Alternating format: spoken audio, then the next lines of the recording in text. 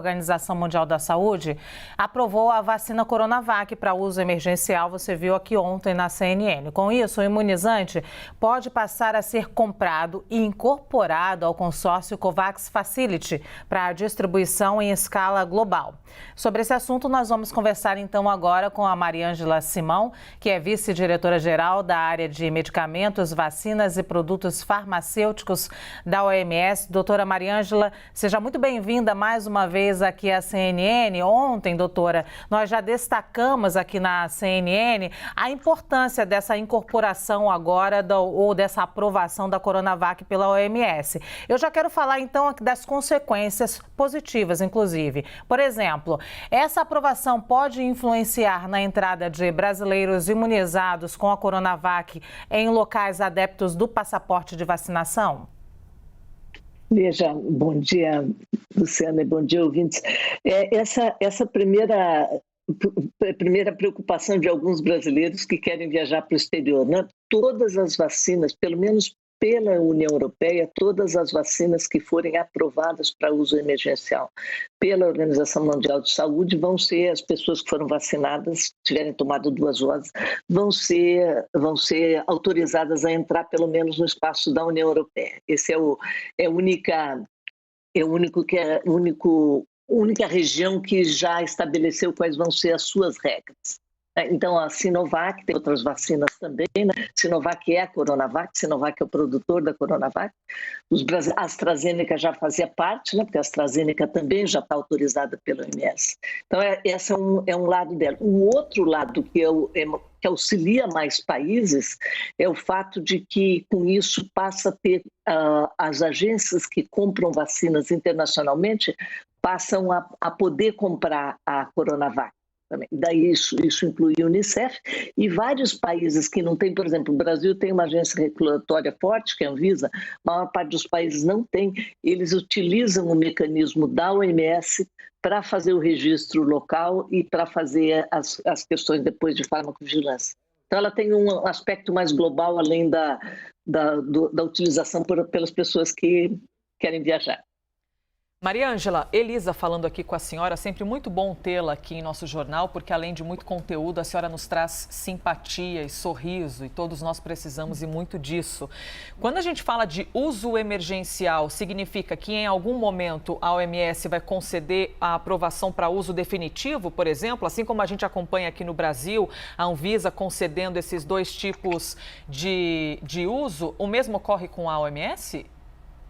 Sim, na verdade, a OMS tem um outro processo que chama de pré-qualificação de vacinas. Tem vacinas produzidas pelo Butantan e pela Fiocruz que são pré-qualificadas pela OMS. É importante as pessoas entenderem que o mundo todo agora, quando está autorizando a entrada de vacinas, está autorizando como um uso emergencial. Isso quer dizer o quê na prática? Né? Essa vacina não está ainda com uma licença completa. Quer dizer que a vacina ainda vai precisar mais dados de acompanhamento, porque tem que ser acompanhada posteriormente outras questões de segurança e tudo mais. E chega um momento em que vai se ter dados suficientes para fazer um licenciamento completo. Então é essa a diferença. A vacina que foi autorizada emergencialmente, ela é segura e eficaz para as faixas etárias em que ela está sendo indicada. Acho que isso é importante, que as pessoas não fiquem inseguras porque é uma autorização emergencial. É só uma questão de tempo para poder fazer um licenciamento completo. Doutora Mariângela, um ótimo dia para a senhora, é um prazer falar contigo ao vivo. Eu gostaria de saber se uma vacina, entrando agora também nessa lista, né, que é referendada pela Organização Mundial da Saúde, pode facilitar, inclusive, a circulação de brasileiros por países. Ou seja, os brasileiros vacinados com ela teriam uma facilidade em circular ou entrar em países que neste momento olham para o Brasil com preocupação por causa da quantidade de casos e da vacinação que ainda não atingiu o nível necessário por aqui? Pode ajudar, né? Ainda tem alguns, por exemplo, a União Europeia ainda tem algumas restrições, por exemplo, em países em que tem circulação de variantes de preocupação pela OMS, né? O Brasil é um deles, né? Então mas mesmo é importante ressaltar, Evandro, que essas questões estão todas evoluindo, né? Ainda está, por exemplo, dentro da Europa ainda não tem um livre trânsito com relação a pessoas vacinadas e não vacinadas. Todo mundo tem que fazer teste de PCR antes de viajar, de entrar num avião, sabe? Então, essas questões de como vai se regulamentar as viagens vai depender dos grupos regionais, obviamente, também da legislação de cada país, mas a tendência é que, com o tempo, regularize para autorização para pessoas que tenham 2 vacinas, ou no caso da Johnson vai ser uma vacina só, autorizadas pela Organização Mundial de Saúde ou pela autoridade local, regulatória ou regional. Mas ainda está cada semana você vê notícias diferentes e regulamentos sendo colocados nos diferentes países.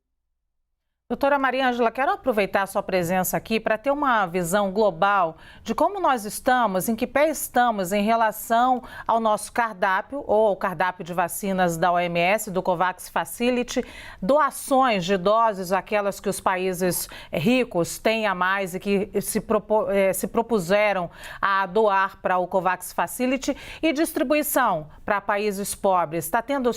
Estamos tendo dificuldades para essa distribuição? Essa é uma ótima pergunta, Luciana, porque mais do que nunca, primeiro que a vacina sozinha ela não resolve, né? É importante sempre ressaltar que as medidas de saúde pública elas têm que ser continuadas, que é o uso de máscara, distanciamento físico e tudo mais. E segundo que a gente ainda tem, por exemplo, enquanto em países ricos, né, países que a gente chama de alta renda, tem mais de 50 vacinas já utilizadas para 100 habitantes. O Brasil está, acho que com primeira dose em torno de 26 ou 27 já.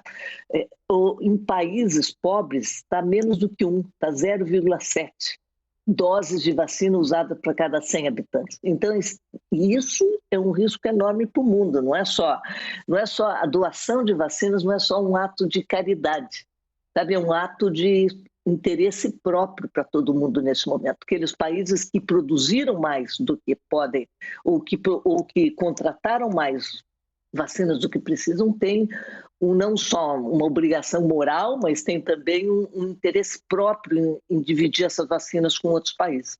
Então, a COVAX Facility, que é o mecanismo global que a OMS apoia, organiza junto com outras entidades, conseguiu até o momento distribuir para 123 países 77 milhões de vacinas apenas. É muita vacina, mas ao mesmo tempo, globalmente já foram usados mais de 1,5 bilhão de vacinas. Então, um esforço enorme para canalizar as doações dos países desenvolvidos, e já aconteceram vários, né? Da França, da Noruega, Suécia, vai doar 20% do que tem de vacina. A Nova Zelândia está doando para os países da região do Pacífico. Os Estados Unidos prometeu doar, mas ainda não efetivou. Então, essas entradas são extremamente importantes, principalmente agora em que você tem um momento que a Índia está meio fora de combate.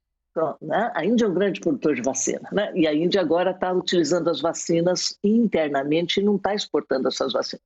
Então, a gente tem em torno de 20 milhões de pessoas agora em países em desenvolvimento que deveriam receber a segunda dose da vacina da AstraZeneca e não tem essa segunda dose ainda.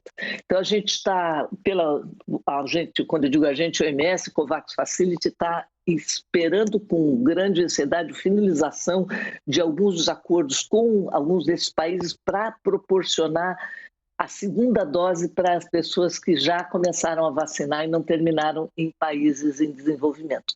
Então, ainda é um momento, o final do ano, eu digo assim, para o final do terceiro trimestre e quarto trimestre é uma expectativa que já tenha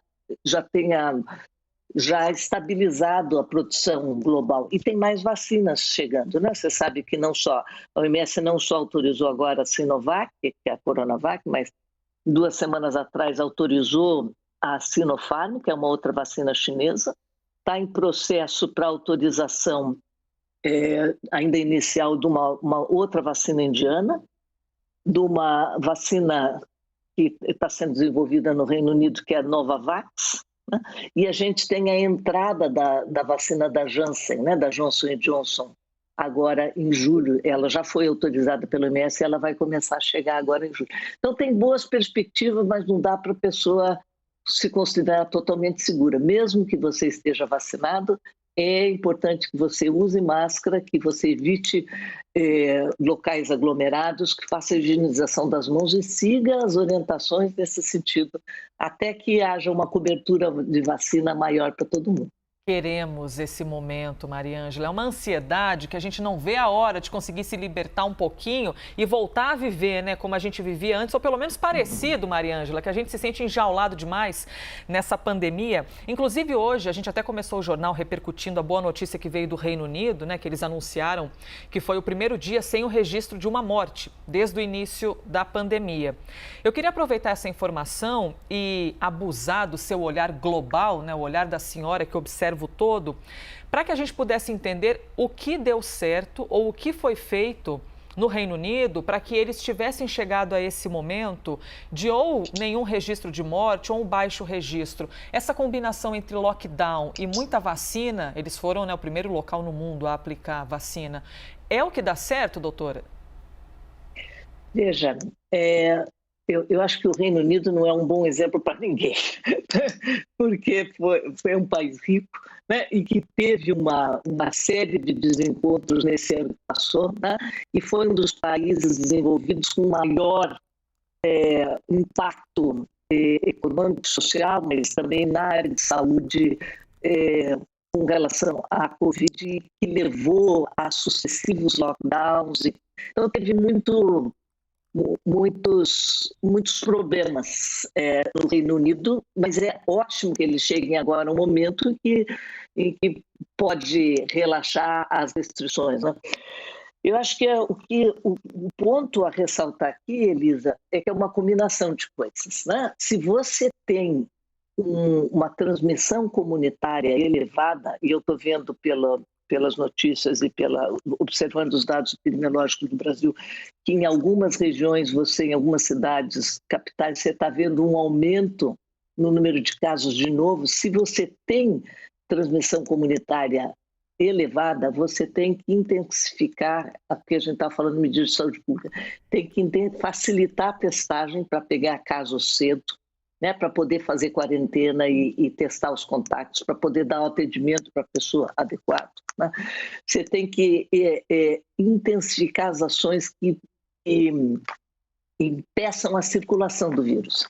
E, em alguns casos é lockdown, né? Quando você chega a um ponto em que você não está conseguindo segurar mais, você tem que parar as atividades por algum tempo para que o vírus basicamente, ele se transmite de uma pessoa para outra pessoa. Então, se você conseguir diminuir a transmissão comunitária, você não precisa fazer lockdown, né? E o lockdown, ou a diminuição da transmissão comunitária, na verdade, ela é extremamente importante num momento em que você ainda não tem uma cobertura vacinal boa, para impedir que os hospitais fiquem sobrecarregados. Porque, Elisa, a vacina, ela ajuda como? A vacina diminui os casos assintomáticos, os sintomáticos, né, que é a pessoa que manifesta a doença, e ela diminui de forma importante as mortes, né, o desenvolvimento de doença grave, porque é a doença grave que causa a lotação dos hospitais, né, e a doença grave que leva a pessoa a eventualmente falecer por conta do Covid. Então, a vacina tem esse objetivo, mas o objetivo complementar, numa situação de uma transmissão comunitária alta, quando eu digo transmissão comunitária, estou falando quando o número de casos na comunidade está alto, nas cidades está alto, você tem que fazer uma combinação de buscar aumentar a cobertura vacinal, mas também implementar de forma inteligente, não pode ser de forma burra, né? Não tem uma solução para tudo. As medidas que a gente chama de medidas de saúde pública, né? Doutora, eu tenho que encerrar a entrevista agora, já está dando o nosso tempo, mas eu gostaria de fazer uma pergunta para a senhora, porque estamos todos bastante assustados com esse fungo que acomete especialmente pacientes de Covid, infectados de Covid na Índia. Já matou 9 pessoas, nós trouxemos essa notícia ainda agora com o Evandro Cini. Como a OMS está olhando para esse problema? Veja, claro que essa é uma doença que é reconhecida, né, mucormicose, ela é observada de tempos em tempos, não em forma de surtos, mas em pacientes com uma imunodeficiência extrema, né? Eu acho uma das coisas que a OMS não só está trabalhando com o governo da Índia, mas também volta a ressaltar a importância de manejar com cuidado os corticosteroides, que são os corticoides. Porque você sabe que tem uma indicação do uso de dexametasona e outros corticosteroides em pacientes graves. Porque quando você usa um corticoide, você ajuda a diminuir a imunidade da pessoa e, no caso da Covid, é o que ajuda na pessoa mais grave, porque tem uma resposta imune que causa mais dano, né? O alerta agora para não abusar do uso, não fazer o uso do corticosteroide em pacientes que não têm indicação, né? Porque esse fungo, ele aparece em 9 casos, é importante, mas a Índia está com centenas de milhares de casos, né? É importante que tenha, e serve de alerta para os outros lugares, inclusive para os serviços de saúde que estão manuseando, que estão trabalhando com pacientes internados moderados que não teriam indicação de utilização de corticosteroides. Então, é uma situação que preocupa.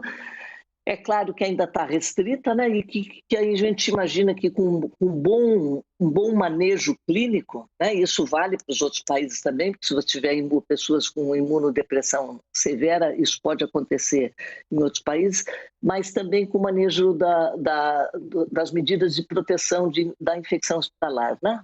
Porque uma vez que você tem um diagnóstico desse, você tem que ter ventilação do ambiente, você tem outros cuidados no próprio ambiente hospitalar. Então, eu acho que não é causa para pânico, né? Mas é uma causa para as sociedades médicas e para os protocolos médicos para estarem bem atentos de não haver abuso na utilização de corticosteroide no manejo de pacientes com Covid. Mariângela Simão, vice-diretora-geral da área de medicamentos, vacinas e produtos farmacêuticos da Organização Mundial da Saúde. Mariângela, obrigada, viu, sempre pela gentileza e simpatia, que é boa demais. Bom dia para a senhora. Um bom dia para todos.